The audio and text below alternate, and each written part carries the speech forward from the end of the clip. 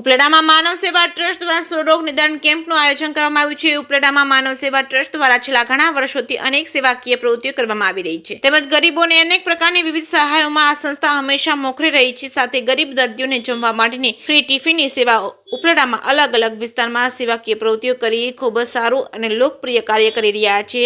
ત્યારે માનવ સેવા ટ્રસ્ટ દ્વારા ઉપલેટાના ગરીબ વિસ્તારોમાં તેમજ હોસ્પિટલમાં જરૂરિયાતમંદ લોકોને દરરોજના ટિફિન પહોંચાડવામાં આવે છે।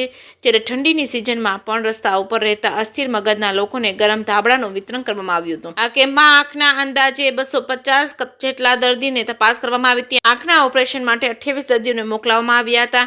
મોતિયાના દર્દીને ઓપરેશન કરી આપવાની વ્યવસ્થા કરાઈ હતી। અન્ય રોગોના દર્દીઓના નિદાન તેમજ સુજોગ થેરાપિસ્ટ ડોક્ટર દ્વારા પણ દર્દીની સેવા આપવામાં આવી હતી। આ કેમ્પના દાતા સ્વ હર્ષ ભલાણીના સ્મરણાર્થે પ્રભુદાસ ભલાણી દ્વારા ઉપલેટામાં સર્વરોગ નિદાન કેમ્પનું આયોજન કરવામાં આવ્યું છે। જે કેસની ગુજરાતી સાથે અર્શી આહિર ઉપલેટા।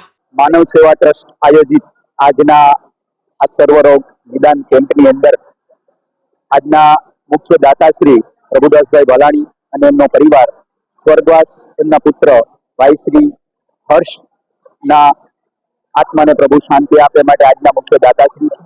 આ નિદાન કેમ્પની અંદર લાલજીભાઈ રાઠોડ અને એમની ટીમ જે માનવ સેવા ટ્રસ્ટ ચલાવે છે તે રોજ નિરાધાર વૃદ્ધોને 100 જેટલા ટિફિન પહોંચાડે છે। કોટેજ હોસ્પિટલ ઉપલેટાની અંદર જે દર્દીઓ આવે છે તેને પણ વિનામૂલ્યે ટિફિન આપે છે।